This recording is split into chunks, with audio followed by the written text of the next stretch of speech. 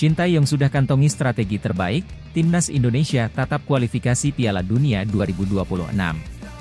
Usai berjuang di Asian Games 2022, Timnas Indonesia akan berjuang di laga yang tak kalah bergengsi yakni kualifikasi Piala Dunia 2026.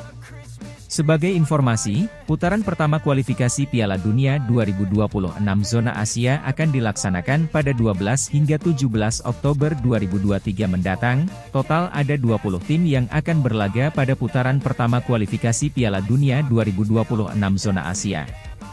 Laga-laga putaran pertama bakal digulirkan dengan format kandang dan tandang, tim pemenang berhak melaju ke putaran kedua. Diketahui, laga melawan Brunei akan menjadi perjuangan awal timnas pada kualifikasi Piala Dunia 2026. Adapun jika mampu menyingkirkan Brunei, timnas Indonesia bakal tergabung di grup F pada putaran kedua kualifikasi Piala Dunia 2026 zona Asia. Skuad Shin Tae-yong harus bersaing dengan Filipina, Vietnam, dan Irak untuk merebutkan 2 tempat teratas untuk melaju ke putaran ketiga kualifikasi Piala Dunia. Selain itu, mereka mendapatkan kabar baik dengan bertambahnya kuota Asia di Piala Dunia. Pada aturan terbaru, ada 8 tempat bagi tim asal Asia yang bisa berlaga di putaran final. Bek Timnas Indonesia, Jordi Amat menilai aturan baru ini cukup memberikan keuntungan. Pasalnya, tim asal Asia memiliki peluang yang lebih besar untuk lolos ke Piala Dunia. Kesempatan ini akan dimaksimalkan skuad Garuda agar mimpi tersebut bisa tercapai. Kami sepenuhnya sadar akan tantangan yang ada di depan, kami sudah mengetahuinya sejak awal, kata Jordi Amat, dikutip dari laman resmi FIFA. Dikabarkan, Shin Tae-yong sudah kantongi strategi terbaiknya di kualifikasi Piala Dunia nanti. Persiapan kami sangat positif, pelatih Shin Tae-yong sangat mendukung. Dia yakin kami bisa melakukannya, ini semua tentang performa di lapangan, menjalankan rencana permainan, dan mencapai tujuan kami, ujar Jordi Amat. Pemain asal Johor Darul Ta'zim ini menambahkan bahwa mereka harus fokus pada setiap pertandingan, salah satunya dengan tidak memandang remeh Brunei Darussalam di putaran pertama babak kualifikasi. Pasalnya, hasil di laga tersebut menentukan langkah mereka selanjutnya. Kami akan mengambil satu pertandingan demi satu pertandingan. Pertandingan kami yang akan datang melawan Brunei, baik tandang maupun kandang, sangat penting, tegasnya.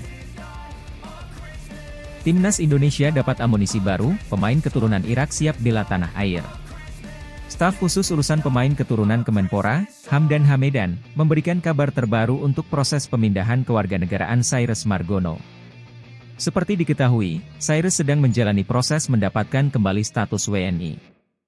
Ia adalah pemain keturunan Indonesia-Iran yang besar di Amerika Serikat.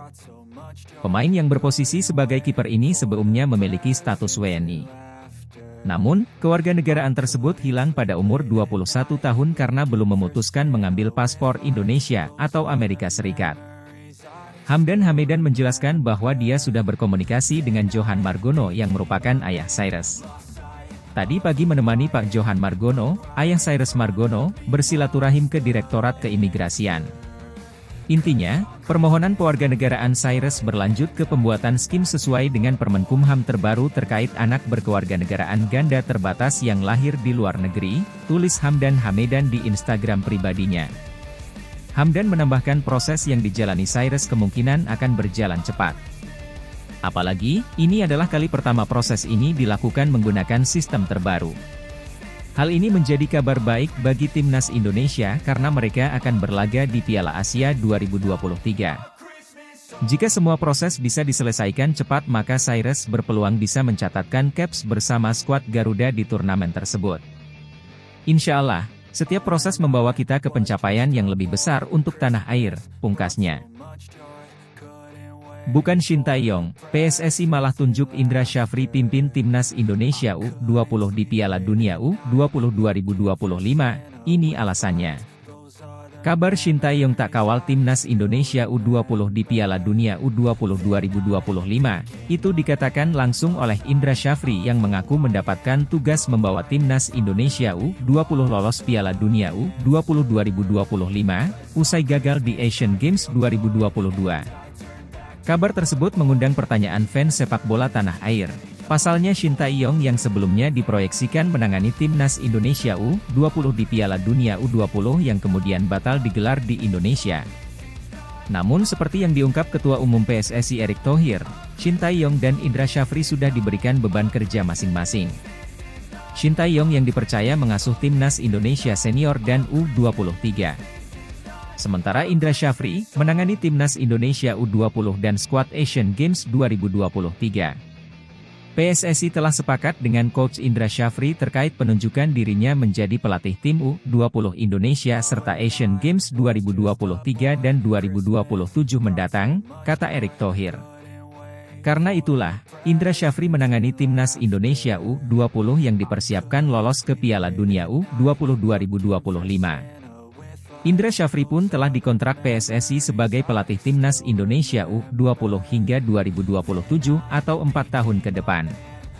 Kami kontrak selama 4 tahun dan PSSI yakin Indra Syafri pelatih yang tepat untuk ini. Kami juga berharap Coach Indra Syafri mampu meloloskan tim U20 ke Piala Dunia U20 tahun 2025 mendatang. PSSI yakin Coach Indra Syafri akan memberikan prestasi untuk timnas Indonesia di turnamen-turnamen yang diikuti, tambah Erick Thohir. Kepercayaan PSSI kepada Indra Syafri bukan tanpa alasan. Indra Syafri berpengalaman membesut timnas Indonesia U19, U20. Ia bahkan hampir meloloskan timnas Indonesia U19 ke Piala Dunia U20 2019, asalkan Egy Maulana Fikri dan kawan-kawan tidak kalah dari Jepang U19 di perempat final Piala Asia U19 2018. Sementara Shin Tae-yong sendiri masih terikat kontrak hingga Juni 2024. Jika timnas Indonesia tampil imperatif dari Oktober 2023 hingga Maret 2024, Shin Tae-yong berpotensi mendapatkan kontrak jangka panjang dari PSSI. Tampil memukau di Ipswich Town, Elkan Bagot bakal tantang pemain keturunan lain. Fakta menarik datang dari bek timnas Indonesia, Elkan Bagot yang bakal menghadapi pemain keturunan Indonesia di laga Ipswich Town versus Fulham di babak 16 besar Carabao Cup 2023. Sebagai informasi, Elkan Bagot baru saja tampil gemilang usai membawa Ipswich Town meraih kemenangan comeback 3-2 atas Wolves di babak 32 besar. Meski Ipswich Town kebobolan 2 kali pada laga tersebut, Elkan Bagot menunjukkan performa yang cukup menjanjikan. Berdasarkan rating SofaScore, pemain 20 tahun itu memiliki nilai 6,8 sepanjang 90 menit. Ia juga memanfaatkan tinggi badannya dengan baik saat bersaing dengan pemain lini depan tim tamu, dengan memenangkan 3 dari 5 duel di udara. Berkat kemenangan tersebut, Ipswich Town akan berhadapan dengan Fulham di babak 16 besar di Portman Road, pada 31 Oktober 2023. Menariknya Fulham kemungkinan akan diperkuat oleh pemain keturunan Indonesia Kenny Tete, dia diketahui memiliki garis keturunan Indonesia dari sang ibu. Namun, Kenny Tete lahir di Amsterdam, Belanda pada 9 Oktober 1995, dan memutuskan untuk memegang paspor negeri kincir angin. Kendati demikian, dia akan menjadi lawan Elkan Bagot di laga Ipswich Town versus Fulham. Elkan Bagot berpotensi akan diturunkan sejak awal, karena bek 20 tahun itu selalu dimainkan di Piala Liga Inggris musim ini. Namun, dia kemungkinan tidak akan sering berduel secara langsung melawan Kenny, karena sang lawannya itu berposisi sebagai bek kanan. Follower Instagram melesat, Shane Patinama bela timnas Indonesia bukan karena popularitas. Pemain keturunan, Shane Patinama membongkar alasan utama dirinya mau membela timnas Indonesia. Dia menegaskan keputusan itu tak ada hubungannya dengan mencari popularitas. Shane Patinama resmi dinaturalisasi timnas Indonesia pada Februari lalu. Dia kemudian menjalani debutnya di FIFA Matchday Juni 2023. Bek sayap Viking FK itu turun sebagai starter ketika skuad Garuda menghadapi Argentina di Stadion Utama Gelora Bung Karno. Dalam pertandingan yang dimenangkan Argentina 2-0 itu, Shane Patinama bermain 45 menit. Terkini, Shane Patinama menceritakan kesannya setelah menjalani debut bersama timnas Indonesia dalam wawancara bersama TV2.